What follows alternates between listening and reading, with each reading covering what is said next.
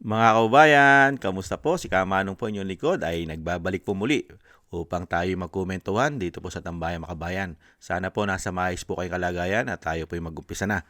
Umpisahan po natin mga kababayan, tinalakay po ng House of Representatives. Ito pong impeachment ng Vice President. Kung ito daw po ba may sapat na batayan o sinasabing sufficient grounds mga tambay ay sinabi po nila at talagang tinutukoy nila mga kababayan. Alam naman po natin na yan naman po talaga agenda nila. Meron pa ba? Ilang taon na po nilang ginagawa yan? Mahigit 3 taon na po nilang ginagawa yan. Hindi po ba? Yan naman talaga tinatrabaho nila ng House of Representatives.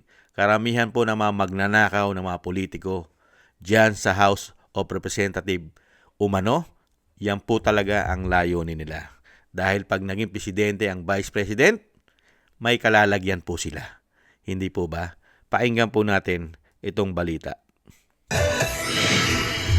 Rosalie, ano yung partikular na tinututukan sa deliberations ng House Justice Committee ngayong araw?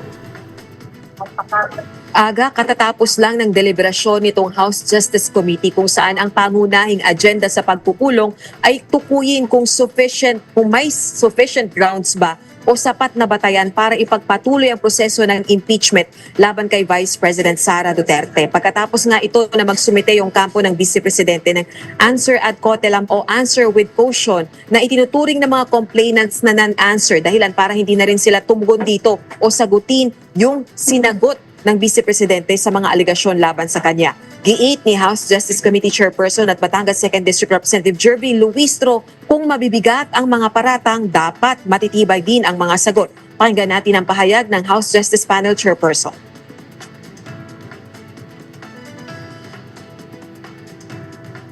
When the accusations are heavy, the answer must be heavier. At ito ang sentro ng ating pag-uusapan ngayon. Hindi na ang reklamo, na pag-usapan na natin yan. Ang sentro ngayon ay ang sagot. Kung mabigat ang paratang, dapat matibay ang paliwanag. Nilinaw naman ng House Panel Chairperson, hindi pa ito ang paglilitis. We are here for one question. Isang tanong lang. May sapat bang batayan para ituloy ang proseso ng impeachment? That is the only question before us today. Are there sufficient grounds to proceed? Sufficient grounds. That is the question. Wala nang iba. Let us be clear. Today is not about judgment. Today is about justification. Yan po mga tambay, sinasabi po ni Luistro, mga kababayan, ay siyempre po ang kanila pong isasagot ay sapat na batayan, mga kababayan. Ano po ba yung sinasabi lang matibay at mas matibay yung kanilang batayan para po sa impeachment ng Vice President? Ito po yung isa nilang matibay na batayan at sapat para ma-impeach ang Vice President. Ito po yung kanila pong isang tumatayong testigo, mga kababayan, na nakakulong. Ito po, panoorin po natin yung kanilang testigo. Ang sinasabi kasi ng abogado ni Madriaga, hindi naman daw nito kiniklaim na talagang government employee siya, so wala talagang record. Dahil ang trabaho daw niya ay more on intelligence work at directly reporting daw siya sa bise. Yun nga po ang katwiran niya ay walang saysay kasi kahit yung mga nagbabantay talaga kay VP Sara, ang sinasabi nila ay number 1, hindi nila ito kilala. And number 2, dahil sa criminal history, ang sabi nila ay hindi nga man lang makakalapit itong si Ramil Madriaga dahil hindi siya qualified magbantay o magserbisyo sa somebody like si VP Sara dahil nga of his criminal record. Hindi yan papasa sa standards ng mga makakapagtrabaho para kay VP Sara. Ang sinasabi kasi ng abogado ni Madriaga, hindi naman daw nito kiniklaim na talagang government employee siya, so wala talagang record. Dahil ang trabaho daw niya ay more on intelligence work at directly reporting daw siya sa bise. Yun nga po ang katwiran niya ay walang saysay kasi kahit yung mga nagbabantay talaga kay VP Sara, ang sinasabi nila ay number one, hindi nila ito kilala. And number two, dahil sa criminal history, ang sabi nila ay hindi nga man lang makakalapit itong si Ramil Madriaga dahil hindi siya qualified magbantay o magserbisyo sa somebody like si VP Sara dahil nga of his criminal record. Hindi yan papasa sa standards ng mga makakapagtrabaho para kay VP Sara. Yan po mga tambay, yan po ang kinukuhanan po nila ng sapat na batayan. Si Madriaga, isa po yan. Paano makakalapit sa Vice President yan? Eh may criminal record. Bobo ba ang Vice President? Kukuha ng may criminal record na magtatrabaho sa kanya. At walang record Walang record po ito na nagtatrabaho sa Vice President. At pinasinungalingan naman po ng abogado. Dahil ito daw po ay personal daw po na direkta sa Vice President. Personal Kaya wala pong public record. Unbelievable. Talagang ito mga tao na ito, alam na alam mo sarsuela at puro gawa-gawa pa. Kaya itong si Madriaga, may kaso ito kinasuhan po ito nila Attorney Panelo Jr. Si Attorney Panelo Jr. po yun di ba? Kinasuhan po yan Kaya wala naman po mawawala dyan kay Madriaga dahil po may kaso na po yan Nakakulong na po yan Kahit po ilang beses magsinungaling yan at patuloy na magsinungaling, gagawin po niyan dahil kakapit na po sa patalim yan dahil wala na pong kredibilidad, wala na mawawala dahil convicted ka na, nakakulong ka na ng kidnap o ransom ang kaso mo.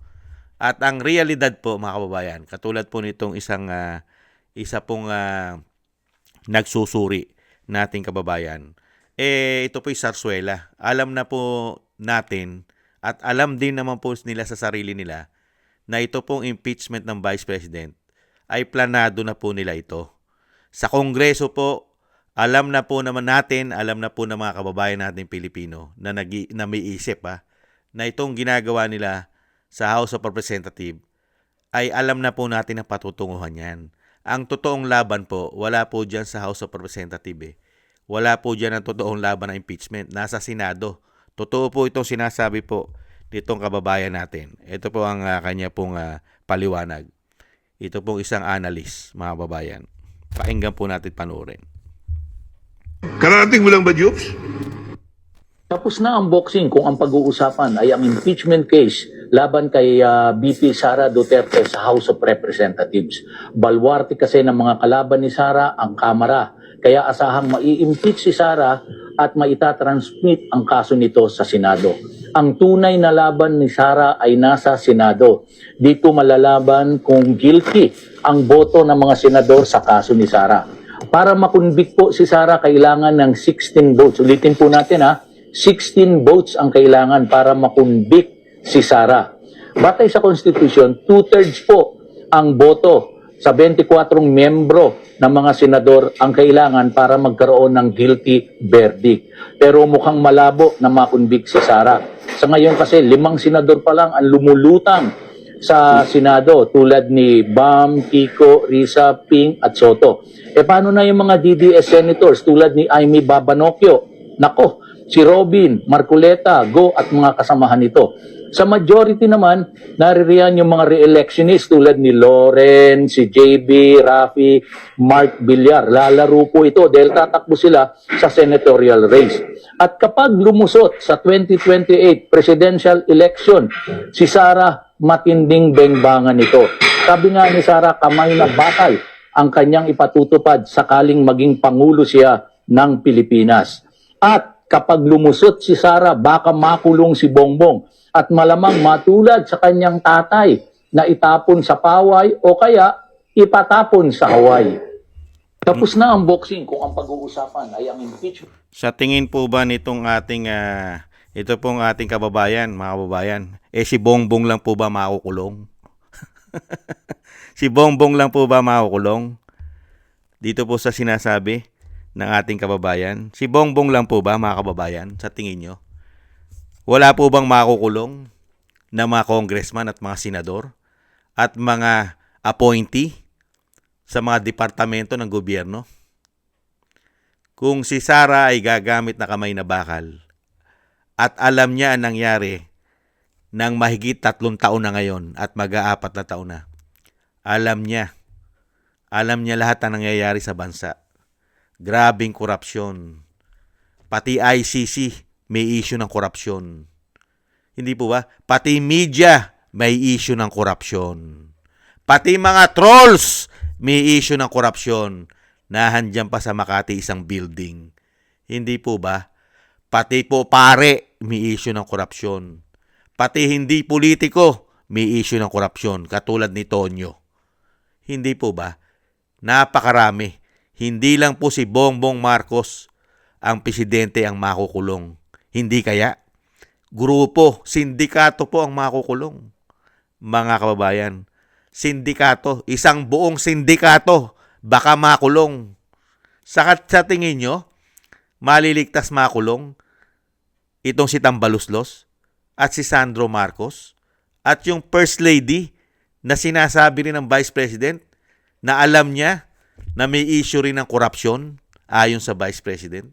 Sige nga, napakarami po niyan. Pati po sa men in uniform, may issue rin po ng korupsyon. Napakarami, malawak po ang issue ng korupsyon.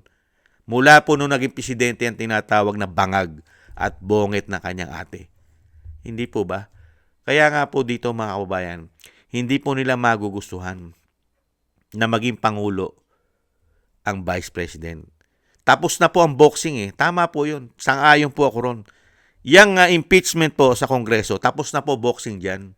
Scripted na po yan. Sarsuela po yan Talagang yan po, i-impeach po nila sa Kongreso yan. Ang tunay pong labanan, nasa Senado. Nahandun po ang tunay na labanan. At yung sinasabi po na nahandun ang numero at marami pong tatakbo muli ron para magre-eleksyon. Di ba? Mga senador. Napakarami pong politiko dyan, lalo-lalo po. Hindi lang po sa House of Representatives, lalo-lalo sa Senado. Marami po dyan balimbing. Lalo-lalo po pagka po ang pinag-usapan ay kapangyarihan na. Hindi po ba? Sa tingin po ba ng mga senador na yan, kung i-impeach nila ang Vice President, mananalo sila? Di po ba? At ang tanong, kung ma-impeach ba nila ang Vice President, wala na bang Duterte? Ang tanong, si Sara lang po ba ang Duterte kung ma-impeach nila? Hindi po ba? Marami pang Duterte. Hindi po ba? At ang simpatsya ng tao pag in-impeach mo ang isang politiko na hindi magnanakaw, hindi po ba lahat po ay mapupunta galit sa kanilang lahat. Galit. At kahit sinong Duterte ang tumakbo, panalo. Real talk. Hindi po ba? Kaya po itong mga tao na ito, dahil nga po sa sobra po nilang takot at alam nila sa mga sarili nila na sila po kalaboso ang pupuntahan nila pagka po may isang Duterte nakabalik sa Malacanang. Kalaboso. Hindi po ba? Kung hindi kulungan, mga kababayan, lilipad na po yan para maisalba ang kanilang mga sarili. Kung hindi kulungan ang bagsak nila, lilipad po yan. Lalayas po yan. Dahil yung mga tao na yan, kumpleto na po yan. Yung mga tao na yan, nakaprepare na po yan. Tingnan nyo nga po si Saldico. Preparado. Biglang nawala ng bansa, pinaalis nila, di umano. At hindi na bumalik. Preparado na. May mga bahay na yan. May mga pera na yan sa labas ng bansa na mabubuhay na po ang mga hayop na yan. Hindi po ba? Kaya dito po mga kababayan, ang tanging pag-asa na lang po natin, yung hindi po nila mabigyan ng kapahamakan. Kasi po ang mabigat po dyan, yung kapahamakan ng Vice President. Dahil nga po, ito pong mga tao na ito, ano na po ito? Itong mga tao na ito, talagang grabe na po ito. Hindi na po gagawa ng matino ito. Komento ko po, never nang gumawa ng matino ito. Dahil po may mga karga-karga ito. May mga karga-karga na korupsyon pag nanakaw sa bansa. Never na pong gumawa ng matino yan. Kaya po lahat gagawin yan para bumagsak ang isang Sara Duterte. Hindi po ba? Kaya po ang tangi pong paraan, mga kababayan, ay doble ingat. Kailangan po magdoble ingat ang Vice President, mga kababayan, dahil po sa nangyayaring ito sa politika sa ating bansa, dahil halos lahat po sila ay talagang grabe, may issue ng korupsyon. Magmula sa Pangulo hanggang sa baba. Pati po mga men in uniform generals ay nasasama rin po di umano sa issue ng korupsyon. Kaya po ang Vice President ay kailangan pong magdoble ingat. At syempre tayo naman po ang maitutulong po natin ang ating mga dasal na talagang ang ating Vice President ay maingatan po sa kapahamakan. Dahil po ang kalaban ng Vice President, grabe po. Halos ng departamento ng gobyerno, pati po institusyon ng gobyerno ay sangkot sa issue ng korupsyon. Kaya po, Vice President, ang panalangin po namin ay maingatan po kayo sa kapahamakan. Dahil sa panahon po ngayon ng binagoong Pilipinas ay wala pong matatakbuhan at malalapitan ang taong bayan. Pati po kayo, Vice President, wala po kayong malalapitan dahil pati po yata mga men in uniform generals natin ngayon ay hindi po nakakakita ng ganitong klaseng massive sindikatong korupsyon sa bansa. Unbelievable. Maraming salamat po mga kababayan dahil wala naman pong kakwenta-kwenta na ang sinasabing hearing diyan sa House of Representatives sa impeachment ng Vice President. Kahit alam po natin at alam ng taong bayan na sarswela lang at yung sinasabi nilang matitibay, yung sapat na batayan sa impeachment ng Vice President ay kumukuha lamang sila ng kanilang mga testigo sa kulungan at convicted pa. Unbelievable. Yan po ang klase ng mga nag-i-impeach sa Vice President. Dahil nga po sa takot. Kahit kanino po kukuha na sila. Kahit sa kulungan, kukuha sila ng ebidensya at kukuha ng testigo. Dahil talagang wala naman po korupsyon ng Vice President. Hindi po ba? Kaya po yung mga tao na yan ay talaga pong grabe na po ang takot sa Vice President niyan. Ang tanong, uulit-ulitin ni Kamanong, hindi lang po si Vice President ang Duterte. Hindi po ba? Maraming salamat po mga kababayan sa gusto po ng ating tambayang mga kababayan sa YouTube at TikTok. At ganoon din po sa ating mga subscribers at sa patuloy po nagsusubscribe. Mabuhay po kayo. At siyempre po sa mga nagko-comment, like and share, thank you po. At shoutout naman po sa mga nagbibigay po ng tulong. Shoutout po kay Mila Yi, kay Tatay Nick ng Canada, Eric Hersho ng Canada, si Jem Aris ng United Arab Emirates, Annie Jo, Beichi Chiyoko, Kingston ng Hong Kong, Jake Yahut ng California, USA, Gina Ray ng Berlin, Germany, Julieta Silona ng Sydney, Australia, Baby Roman, Ate Isa ng Cagayan, si Jovelyn Watanabe ng Japan, ako si Pilam, Teodorico Erguisa Jr., si Arpel Villacorta, Wills Bubbles, Rosalina, Michelle Yamaguchi, Norma Garcia, Gayat Chena, Nancy Lumampaw, Balance Vision TV, at si Jesus Valdepena. Thank you po sa inyo mga kabayan. At tiis-tiis lang po tayo at ingat-ingat po kayo, lalo-lalo po sa inyo po mga paggawa. At siyempre po yung dasal at panalangin po natin ay tuloy-tuloy lang po. Yung ating pong buong sambahayanan at ang pamilya Duterte, ang ating Vice President, ganoon din po ang dating Pangulo, at ang ating din pong mga soldiers at mga ex-marine, at tayo pong lahat ay maingatan sa kapahamakan. Maraming salamat po sa mga dasal. At God bless po sa inyong lahat mga kababayan. Tiis-tiis lang po tayo. Bye-bye.